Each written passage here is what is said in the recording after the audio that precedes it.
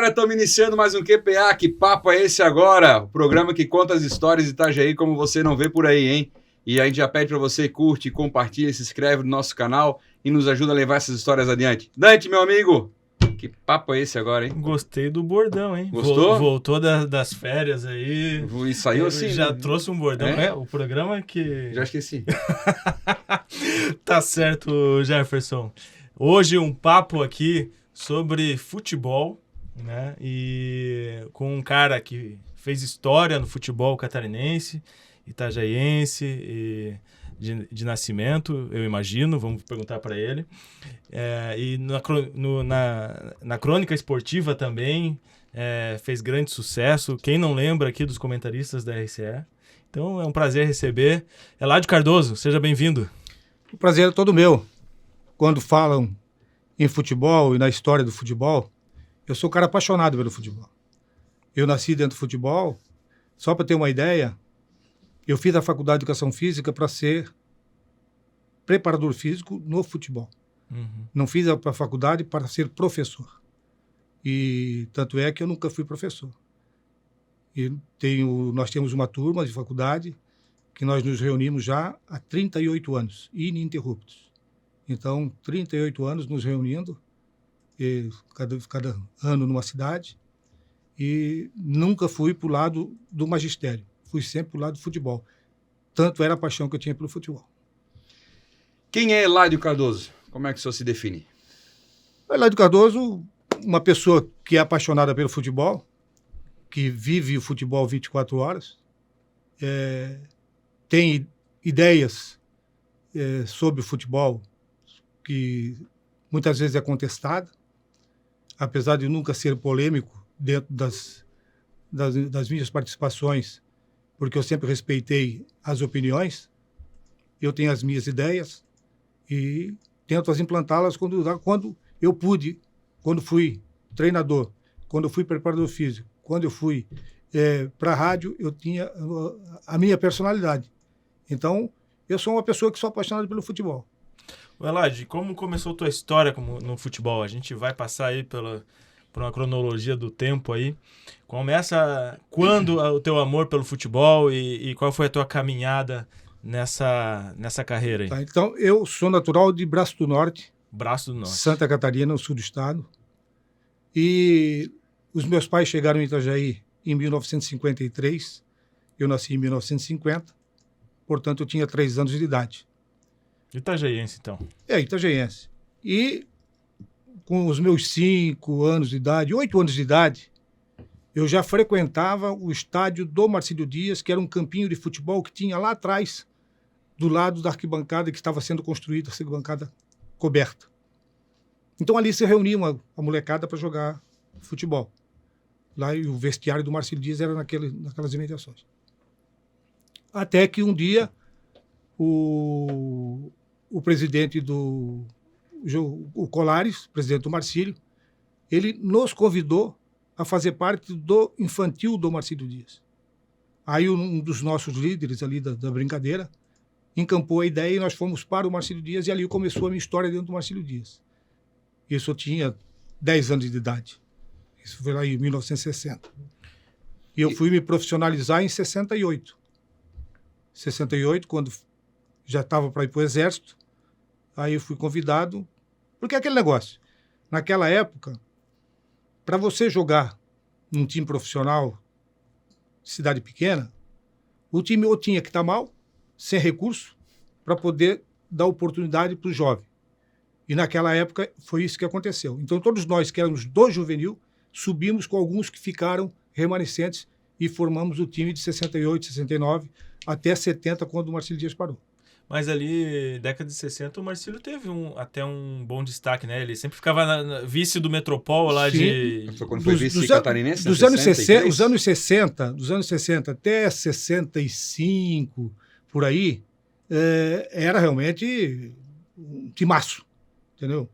Como em Santa Catarina, nós não tínhamos um timaço, nós tínhamos vários timaços.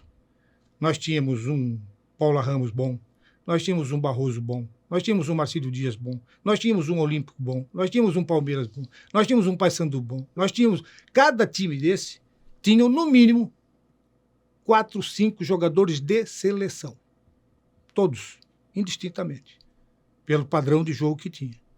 Então, era uma coisa. Depois foi decaindo. Até porque era um semi-profissionalismo, na grande maioria, porque eu depois conversando com o Teixeirinha, conversando com o Sombra, conversando com Aquiles, outras pessoas que eu conversei, eles acabaram se aposentando nos empregos que eles conseguiram através do futebol. Então, era semi-profissionalismo naquela época. Mas aproveitando já a parte de comentarista dele também, Dante, o senhor citou 5 times, se eu não me engano, e dele só o Marcílio está ativo hoje, né? Profissionalmente no estado. Sim, porque houve a fusão em Brusque, houve a fusão em Joinville, houve a fusão lá em Floripa, não teve fusão porque o Paula Ramos era só o Paula Ramos, teve a fusão em Criciúma. Então, Blumenau foi fusão? Olímpico e Palmeiras? Não foi fusão, acabou. Mas a gente vê muitos times dessa época que hoje não existem mais, né? O que o senhor acha que se deve a isso? Falta de ter se profissionalizado melhor? O que... É que na época eram os... Quando nós vamos jogar, nós temos o patrocínio, entendeu? Então lá tinha lá o presidente Tocínio, que era o cara que era presidente, ele que tinha que bancar o time. E às vezes ficava pesado. E conforme fosse andando, ia pesando. Hoje, eu não sei se aqueles dirigentes nossos hoje estariam dirigindo hoje. Futebol é muita grana demais para eles poderem levantar. E aí, ali, voltando então para a cronologia, o senhor ficou no Marcílio até o Marcílio teve um tempo que parou a atividade, né? E o senhor foi para qual time? Final de 70, né? Eu comecei no Marcílio, infantil, juvenil, e me profissionalizei. Em 70, o Marcílio Dias parou. Não houve mais como tocar. Foi onde nós recebemos um atestado liberatório, que é a liberação para nós jogar em qualquer time que fosse. Aí o Barroso levou vários deles, incluindo eu. Foi o Joel, foi o Sérgio Mafra, que fomos para o Barroso, jogar no Barroso em 71. Aí em 71, o Cídio Sandri era o presidente e não quis renovar com a gente, comigo particularmente, e eu disse que não iria jogar, de graça não iria jogar. E eu peguei e saí e fiquei procurando o time. Aí surgiu o Caxias. E essa transição da rivalidade aí, que a gente acabou não vencendo muito isso, essa rivalidade de Barroso e Marcílio, muito pouco, né? No retorno que teve agora. Na época teve alguma rivalidade, se eu sair do Marcílio para o Barroso, ou foi tranquilo? Como é que era na cidade? Não tinha? Não, tranquilo. Antes, por exemplo, na minha época de juvenil, eu fui reserva num jogo, um clássico no campo do Barroso. Deu maior quebra-pau. E desse quebra-pau que saiu até uma escola de samba com todo mundo fachado, muleta e tal, que o Curru é que fez essa alusão. Então era pesado. Então, a rivalidade lá atrás era muito pesada. Você não podia conversar com atleta daqui, atleta de lá, era complicado. Mas hoje não. Daí naquele período, o Marcílio parou, cada um foi para o seu lado, aí fomos para o Barroso, ficamos no Barroso. Tranquilo. E saindo do Barroso, o senhor foi para onde? Aí do Barroso eu fui para o Caxias, de Joinville.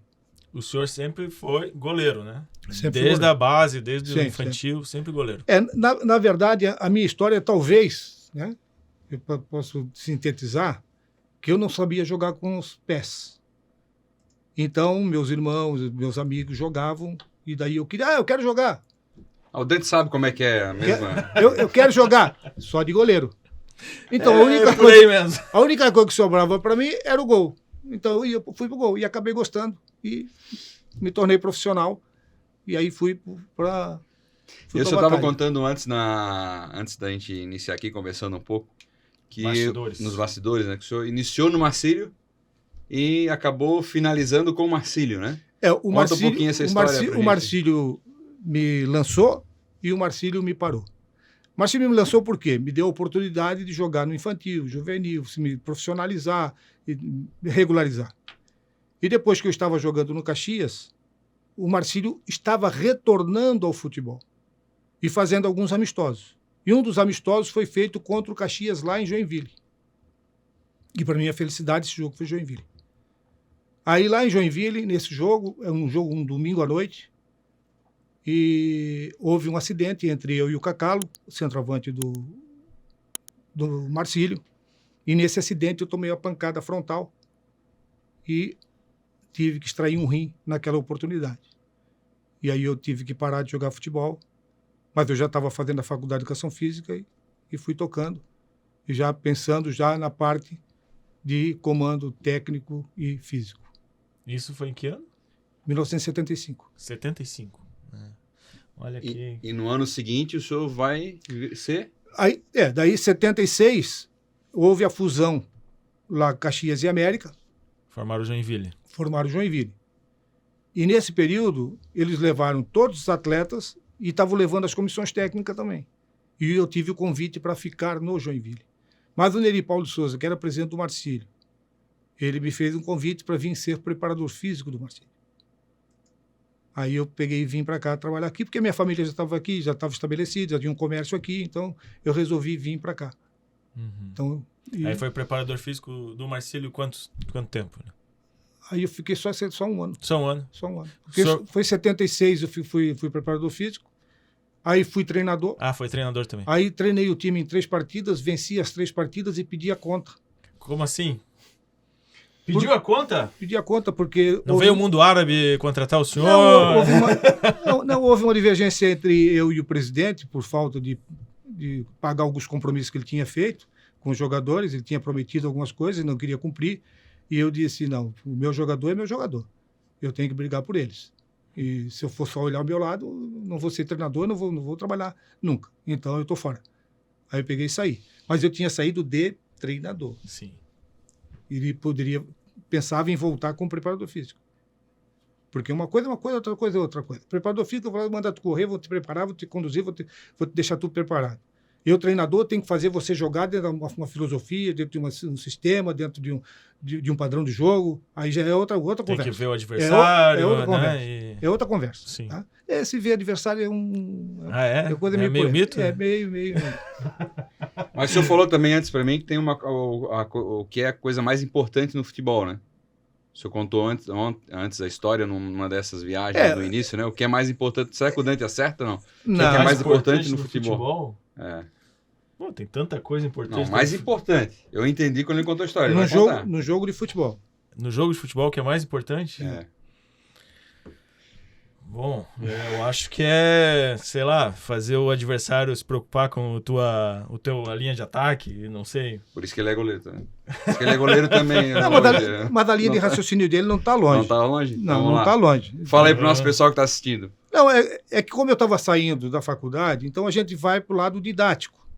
E como eu peguei um time que estava com problema de conjunto, problema de toque de bola, problema de uma estrutura, e eu peguei o time hoje para jogar amanhã, e eu tenho que conversar com eles e tenho que levar uma filosofia para eles. Aí foi onde eu, na palestra, para começar aqui já,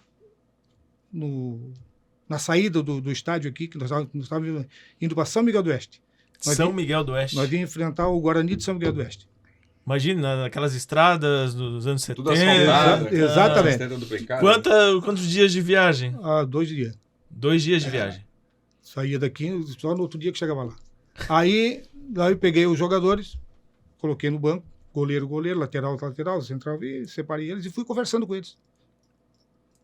Dizendo para eles que nós não estávamos trabalhando a bola, que nós não estávamos. Eles tinham talento para. O Lico jogou comigo nessa época. Daí, quando chegou lá em São Miguel do Oeste, viajamos a noite toda, fui dar um recreativo lá para eles, dar uma relaxada, soltar a musculatura. Já senti o time mais leve. Aí fui para a palestra e falei para eles, pessoal, o que vocês acham que é mais importante no futebol? Aí todo mundo falou para mim, é o gol. Eu disse, não, o mais importante do futebol é a bola. Então essa bola, para vocês entenderem bem a filosofia dela, essa bola é um veneno mortal. E quem tem mata, quem não tem morre. Então vamos trabalhar esta bola para chegar aos nossos objetivos. Ah, mas então ninguém vai chutar. Vamos. A hora que nós perdermos o veneno, o que nós temos que fazer? Nós temos que roubar esse veneno, tomar esse veneno de volta. Não é esperar o adversário trabalhar o veneno, que hoje se espera, né? Entendeu? É ir roubar o veneno. O mais rápido possível. Exatamente. Resumo da ópera, terminou o jogo, 4-1 para nós. Segundo jogo aqui, 2-0 para nós em cima do Juventus. Contra o Joinville aqui, Joinville na ponta do casco, 1-0 para nós. 3 jogos, 3 vitórias. 3 jogos, 3 vitórias. 100% de aproveitamento. Melhor aproveitamento técnico do Se Marcílio. tivesse aquele scout do SofaScore, posse de bola e tal, daria uma posse de bola maior pro Marcílio. E um detalhe que eu acredito que eu tenha sido o treinador mais novo do Marcílio. Com 26 anos de idade, era treinador. E com melhor aproveitamento. Com o melhor aproveitamento da história do Marcílio, acho que não tem ninguém. Aí, como nós não acertamos, eu saí e eu tinha que ir a Joinville para um exame do meu do INPS lá em Joinville. Que o assistente foi lá em Joinville, eu tinha que ir lá fazer os exames. Então, terminou o jogo, tal. Segunda-feira eu fui para Joinville. Voltei de Joinville rápido para o treino. Porque eu tinha largado como treinador. Né? Aí, quando eu cheguei no treinamento, aí o cara assim, onde é que tu vai? Acho que foi de Ismael, uma coisa assim. Onde é que tu vai? Eu vou dar o treino. O aquecimento. Que aquecimento, mãe? Já tem preparador físico e treinador lá. Aí assumiu o Sombra e o doutor Juscelio Fernandes, o professor Juscelio Fernandes, assumiu como preparador físico e eu saí. Aí o Célio Marinho me convidou em 77, isso foi em 76. Ele convidou em 76 para mim ir para a rádio, como comentarista. Eu digo, não, aquele negócio todo e tal. Aí acabei aceitando o convite dele. Em 77 eu fui para a rádio. Subiu para a cabine. Aí fui para a cabine. E ficou quanto tempo como comentarista? Aí foi uns 40 e tantos anos. Foi de 77 a 2018, 2020. E essa época do rádio, como que era ser comentarista de rádio? Porque era o veículo de comunicação que as pessoas... Não tinha jogo na televisão, né? Na época. Todo mundo ouvia o rádio. Mais popular, né? Mais popular, né? Devia ser o auge ali do rádio. Como que era? E o pessoal ia pro estádio com aqueles rádio grande, assim, né? Eu lembro do meu primeiro rádio. Um motorrádio pequenininho. Já era de pilha, assim. Umas 4 pilhas daquela grande? Não, acho que era menor. Acho que era o final da década de 80. Ali. E gostava de escutar rádio. Como que era ser comentarista no rádio, né? As pessoas reconheciam, elogiavam, criticavam, né? Como que era isso? Eu, graças a Deus, sempre tive um bom conceito. As pessoas sempre me respeitaram, Eu também sempre respeitei as pessoas, principalmente o profissional. Eu, quando empunhava o microfone para fazer uma análise de você, eu ponderava todos os detalhes para me poder te fazer uma crítica ou um elogio. Então, eu fazia esse apontamento. Isso que me levou da história do treinador, do preparador físico, de conhecer, de achar que você precisa se movimentar mais, a bola tem que rodar mais, tem que fazer. Então, às vezes, você tem que chegar nesse ponto. Então, é uma maneira que você busca para levar para que você entenda que você está ali como comentarista, não como dono da verdade. Eu estou ali para te ajudar. Na minha cabeça sempre foi, eu sempre fiz o comentário para você que é treinador, você que é preparador físico, você que é jogador. Me escute, tire o que te der proveito e o que não der proveito, joga fora. E esses profissionais, tanto o treinador, o jogador especialmente, escutavam os teus comentários e vinham conversar contigo? Não, teve um arranca-rabo. teve um arranca-rabo. O Natanael Ferreira era treinador do Marcílio.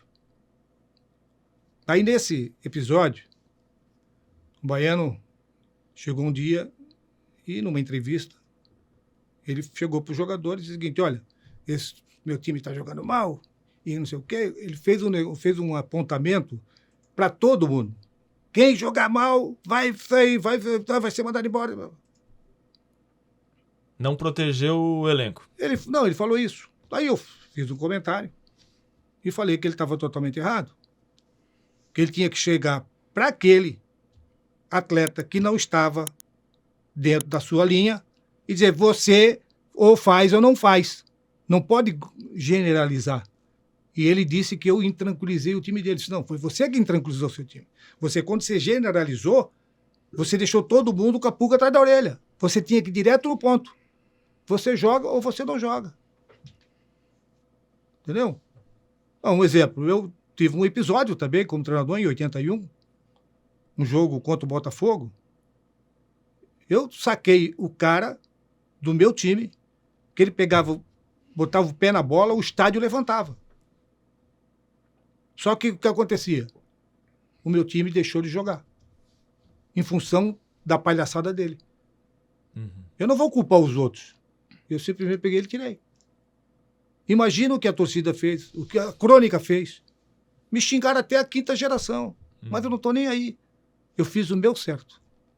Porque o meu time é coletivo. Se uma engrenagem não funcionar, as outras não vão funcionar. E esse tempo, né, lá do final da década de 70, que o senhor começou a comentar, até 2020, mais ou menos? Foi 70 e... Foi 76, 77. Era a mesma forma, como é que foi todo esse tempo que o senhor ficou ali comentando? O senhor teve que ir se moldando a crítica, a forma do dia a dia que as pessoas falavam, comentavam, hoje em dia mídia social aí, que qualquer coisa que se fala tá no celular de todo mundo. Como é que foi essa transição de sair da rádio, como o Dante falou, né? E até agora os meios digitais, né? Que o senhor pegou 4 décadas, TV, né? pegou todas as transformações desde a rádio até a internet, né? Como é que foi viver todo esse momento? Mas a internet ela ficou, esses últimos 10 anos, já que ela deu um pulo maior, né? Uhum. Porque ela não era tão aguçada. Sim. Então você tinha ainda a tua... Mas foi tranquilo. Por exemplo, eu quando estava na Guarda, eu fui o 2º presidente do Clube de Imprensa Itajaí. Então nós tínhamos harmonia. Então qual a minha preocupação de ser presidente do Clube de Imprensa? É fazer com que as rádios viajassem juntas num micro-ônibus, dividida a despesa, para que todo mundo viajasse tranquilo para trabalhar. Isso nós fizemos muitos anos. Ô, Eládio, e como que foi essa tua transição? Não foi uma transição, porque você conciliou, né, a TV e o rádio. Como que foi o início dos comentaristas da RCE? Foi a tua primeira aparição na televisão? E como que foi... quem planejou esse programa? Quanto tempo ele levou? Como que foi isso? Essa história dos comentaristas. Quando eu fui convidado para trabalhar com o Célio Marinho na difusora, o comentarista que estava trabalhando era o Álvaro Balbinot. E o Álvaro Balbinot é um jornalista conceituado. E o Álvaro, ele redigia o comentário dele. Então ele fazia a redação, redigia tudo e chegava no microfone e lia ipsilitris. Opa, esse é o caminho. Pegava, fui lá e comecei, né? Também fazia meu comentário. Aí estou aqui comentando, daqui a pouco me lembrei do lance lá. Não tem mais nada. Não tem mais daqui. E foi para o improviso. E esse improviso foi que me deu chance na TV. Porque na TV eu tinha um problema sério na TV. Na TV eu cobria o Miguel, que estava lá em Floripa, e eu aqui.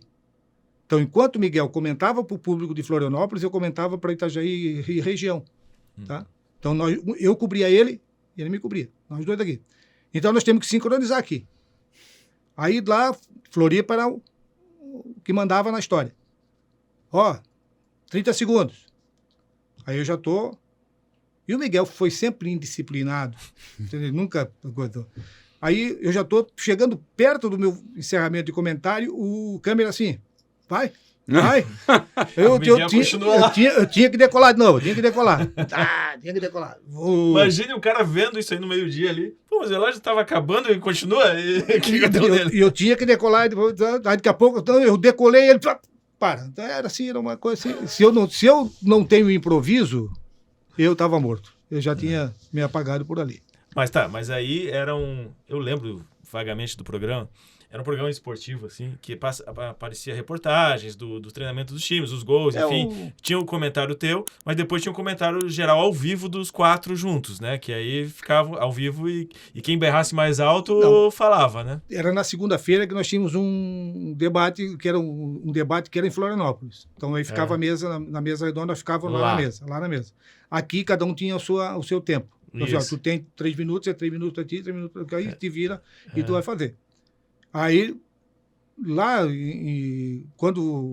depois teve outra época que havia essa partição. O Roberto chamava, aí depois chamava o outro, aí eu tô falando aqui, o Miguel entrava lá. Isso, eu lembro dessa época aí. Eu lembro dessa época. Aí nessa época aconteceu uma também, né? Essa aí, eu tô comentando, eu tô aqui, né? No vídeo. Tô comentando, aí daqui a pouco o câmera de lá tira, bota o Miguel. Eu paro de falar. Aí o cara volta comigo. Continuei o comentário. Daqui a pouco o Miguel entrava de novo. Na segunda, terceira vez, eu peguei o microfone, botei na mesa e me mandei.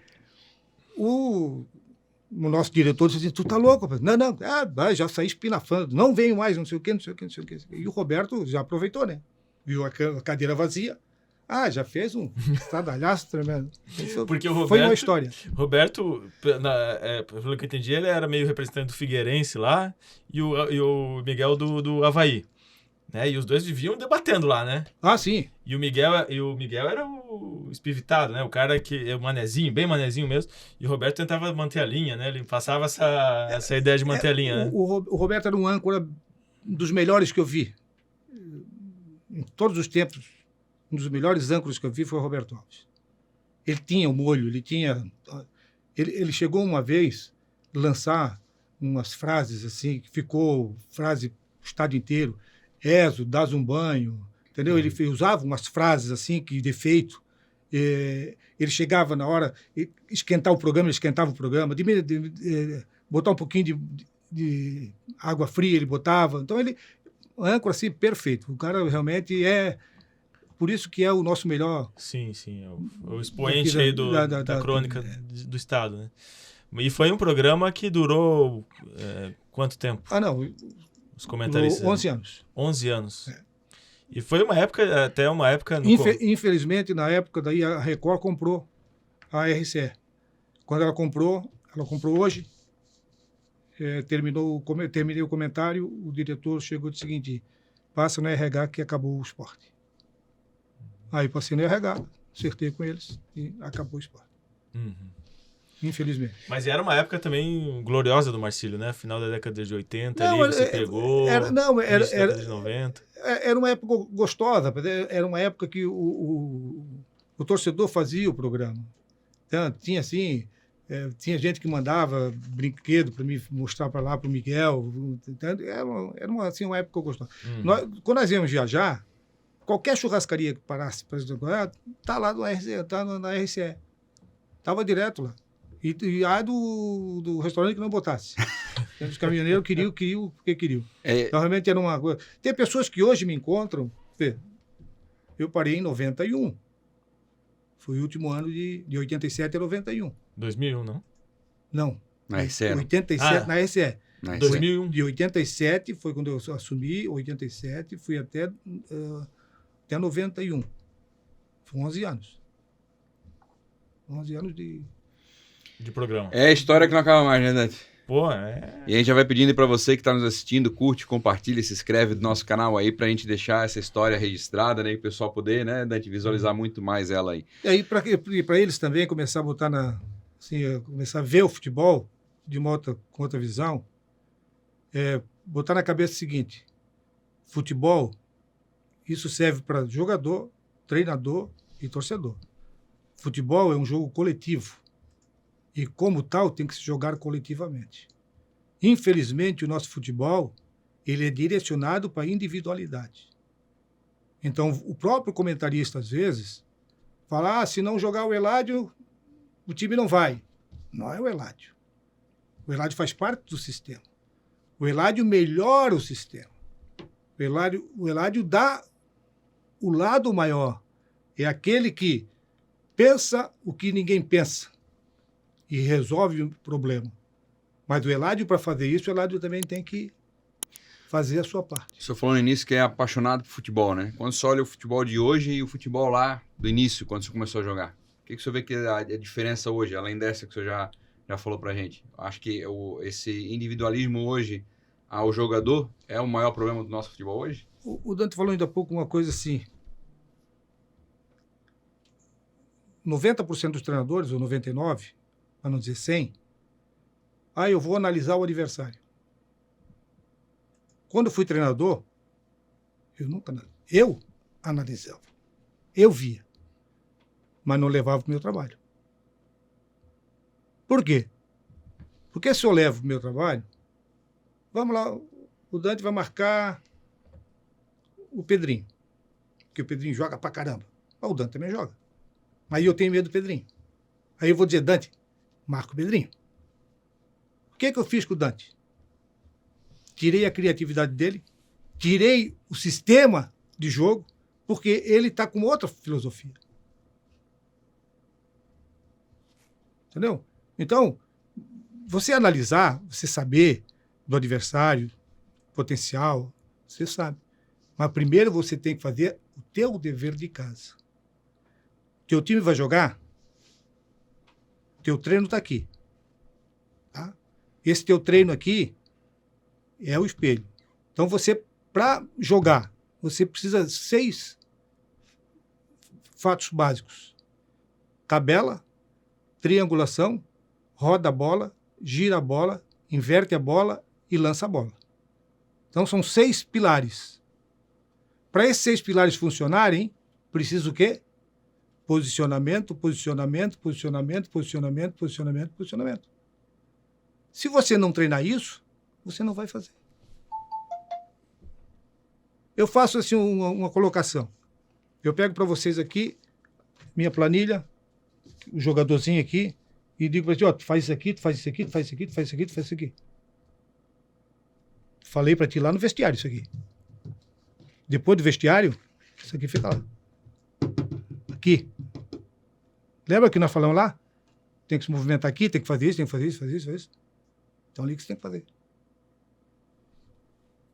Eu tenho um projeto pronto que é repensar o futebol da escolinha ao profissional. Por quê da escolinha ao profissional? Primeiro, fato é que você é um olheiro de futebol. Eu mando você ir lá ver o Marcílio treinar. Vai lá e vê o Marcílio. O Marcílio é um gurizante, jovem. Aí, joga pra caramba. Tu leva pro teu time. O que tu vai fazer no teu time? Vai preparar ele mais ainda. Mas em momento algum, você vai dizer para ele que o futebol se joga coletivamente. Você está fazendo ele ser o rei da cocada preta. Mas você não está ensinando ele que tabela, triangulação, roda a bola, gira a bola, lança a bola, e isso funciona. Então ele tem que saber que isso funciona. Agora, tu tens talento. Eu não tenho. Mas eu aprendi a passar. Já tô no lucro. Então eu passei para ti que tem talento. Tu vai fazer a diferença. Tu vai passar, tu vai driblar, tu vai fazer a diferença. Então são detalhes do futebol. Ô Eladio, e muito interessante esse olhar teu, né, a respeito do futebol, que conhece tudo de futebol. No Marcílio, na história do Marcílio, tirando o treinador Eladio Cardoso, que foi o melhor, né, inclusive de resultados. Eu fiz, né? só para completar, eu fiz nesse primeiro período 3 jogos e ganhei os 3 jogos. Isso. Depois, em 81, fiz 21 jogos. Ah, depois teve um outro período. Depois, em 81. Aí, 21 jogos. Com o Delfim era o presidente. Aí eu fiz 21 jogos. Nesses 21 jogos eu ganhei 11, empatei 5 e perdi 5. Ah, um bom aproveitamento. E também pedi a conta. Também pediu a conta. Pro Delfim. Pedi pro Delfim. Ah, é? E dá pra contar por que aconteceu isso? Não, até porque ele faleceu, ele não tá aqui para se defender. Entendeu? Então, houve uma divergência de opinião nossa. Uhum. E eu não... Eu sou grupo, o meu grupo de jogador é meu grupo de jogador. Eles é que me fazem o resultado. Eles é que fazem a cocada ficar boa ou não.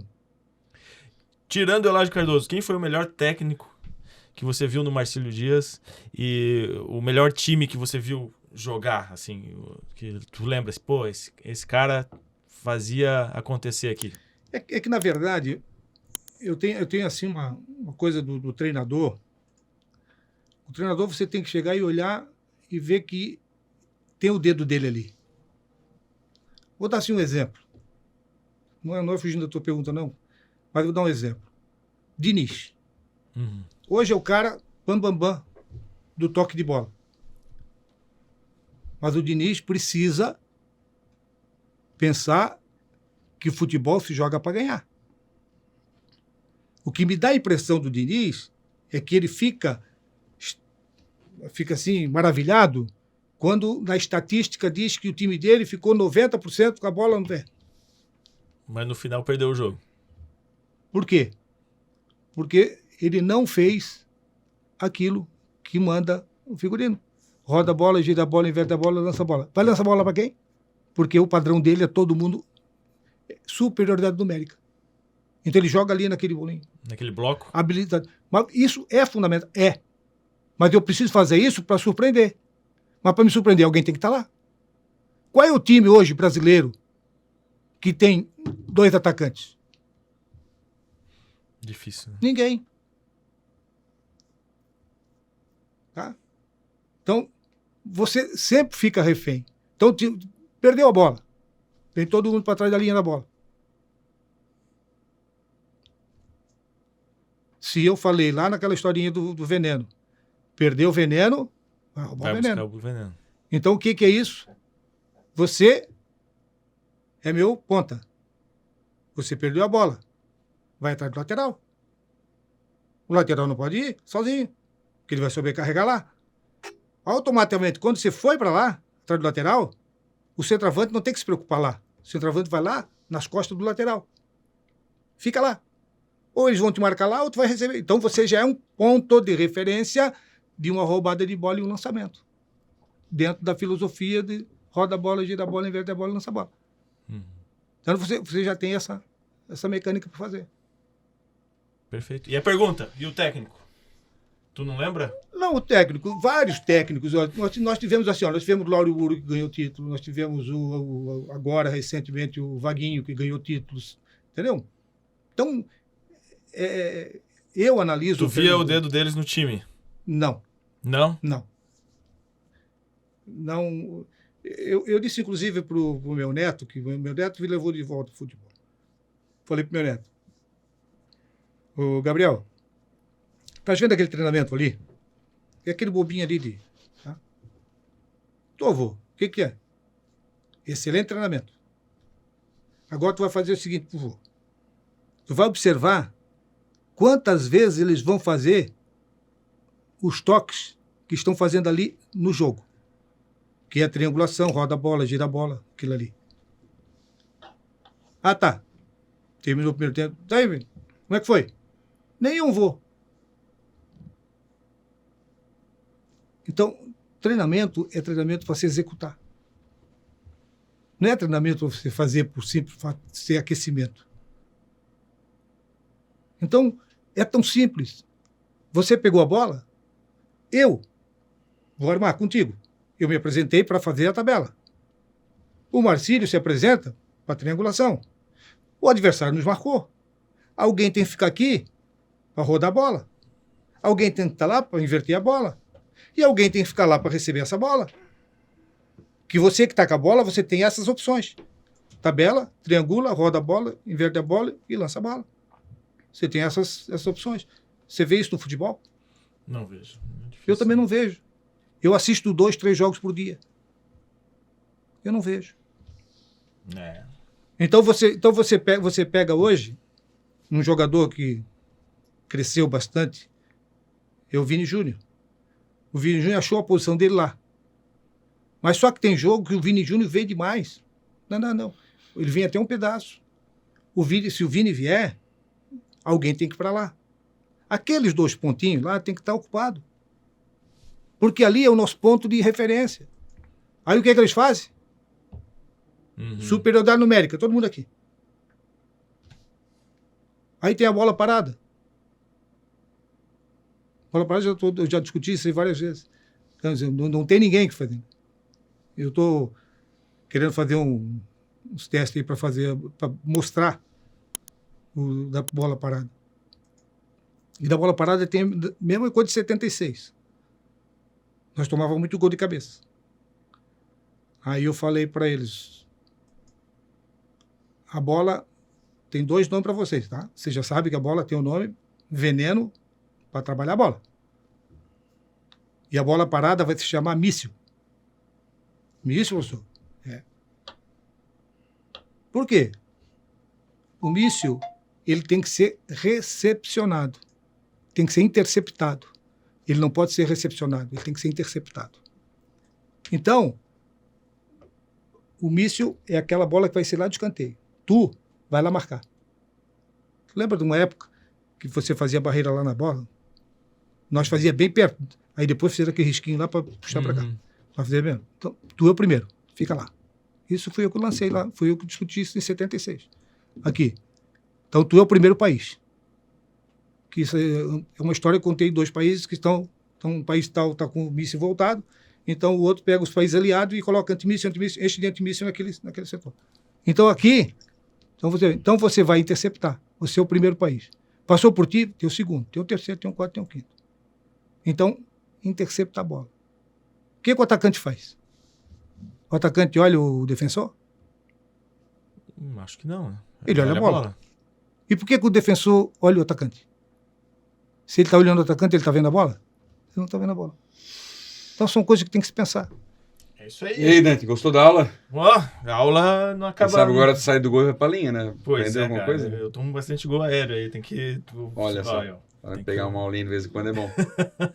A gente já vai, o Dante vai fazer uma pergunta final aqui, mas a gente vai agradecendo ao senhor por ter aceito, né, por ter topado e participar desse bate-papo com a gente. Passou rápido, hein? Passou rápido, passou muito rápido, mais uma vez, né, curte, compartilha e manda essa história pra frente que realmente é sensacional. Nossa ideia é deixar gravado aí nas redes sociais histórias das pessoas que marcaram, né, e quanta história que o senhor contou aqui hoje bacana pra gente. Dante, manda aí aquela Relógio pergunta. Cardoso, tu lá pequeno, crianças. Essa aí, com quantos anos de idade isso aqui? Isso aí eu tinha 10 anos. 10 anos. Aqui. Exatamente. Tu com 10 anos de idade, qual mensagem tu mandaria pro Eladio Cardoso? O que tu diria para ele? Eu diria para o Eladio, para todas as profissões, você abrace-a com todo o seu fervor, com toda a sua vontade. Procure conhecer tudo da sua profissão. E aí você vai conseguir chegar. Eu era um goleiro com 1,75 m. Hoje, nem camisa me dariam. Nem camisas me dariam. Então, você tem que trabalhar dentro da sua filosofia, dentro do seu trabalho, dentro da sua organização. Então, uma vez eu disse, eu estava fazendo uma explicação que um garçom chegou para mim e disse assim, um dono de um bar, chegou para mim e disse, tu fala que o treinador tem que fazer isso, tem que fazer aquilo. Tá. Por quê? Você vai contratar um garçom, que seria um jogador. Tu vai chegar para ele e você vai dizer para ele assim, é assim, assim, assim que funciona. Aí, no garçom, dizer, isso aqui é a tua praça, tá? Ele está lá na praça dele, nós estamos aqui numa festa tremenda, ele não vai uma vez na mesa nos oferecer bebida, não vai lá atender, não vai. É bom garçom? Não é bom garçom. Então, você tem que avaliar o seu profissional. Se você chega para o treinador, para o jogador, eles têm as suas filosofias e têm as suas determinações. Primeiro, você tem que respeitar o teu treinador. Eu dava muita abertura, tipo assim, Dante, tu vai jogar fechando pela esquerda. O que tu acha? Professor, se eu for pela direita é melhor. É pela direita que nós vamos. Por que eu fazia isso? Porque se eu mando tu pela esquerda, tu ia dizer para mim, eu não sabia. Agora tu disseste para mim que sabia jogar pela direita. Mas tem que fazer. Então é uma situação de você conversar. Então, eu faria tudo de novo. Entende? Tanto é que eu parei de jogar, fui para a rádio, fui para a televisão, vivi isso o tempo inteiro e ainda continuo sonhando com o futebol. Só que eu lamento por uma questão assim, eu nunca mais quis ser treinador. Por quê? Por que que eu sou um treinador hoje e sou dispensado? E mês que vem, ano que vem, eu sou recontratado. Por que eu fui dispensado? Então não há um critério de avaliação profissional. Então você tem que dizer o seguinte, ó, você brigou com o grupo não te aceita. São detalhes que tem alguma coisa tem que ter. Então, se eu sou um camarada que não sou de grupo, então não adianta você me contratar de novo. Perfeito. Entende? Então você tem que ter essa linha de raciocínio. Então, por isso que fez com que eu não encarasse mais. Ah, pô, não vai me encher barriga. Vai me deixar nervoso, vai me dar problema do coração. Pra quê? E hoje, onde que a gente encontra o Euládio Cardoso? Tá nas redes sociais? Não. Não tá nas redes sociais? Não. Hoje eu estou totalmente fora de tudo, fora do... Você encontra ali na farmácia do seu Aldo, na Ercílio Luz? Ali na Ercílio Luz, fazendo... Bate-papo. Aí vou nos jogos do Marcílio, lá com meu neto, dar uma olhadinha no jogo. Mas não... Estou pensando aí nesse projeto do Repensar o Futebol, que é um legado que tem... Né? Uma vez eu disse para um treinador, cara, eu tenho um simulador para você usar no teu treino. O senhor tem um simulador? Eu disse, meu simulador é um treino, querido. Euládio, obrigado mais uma vez pela presença, né, por ter contado toda a sua história. Eu é que agradeço. Agradeço e fico à disposição de vocês, assim que precisar novamente conversar sobre futebol. É isso aí. A gente está aí para dar uma condição. Valeu, Dante. Valeu, Jefferson. Valeu. Você que nos ouviu, nos assistiu. Valeu, muito obrigado por estar com a gente. Curte, compartilha, se inscreve no nosso canal e até a próxima.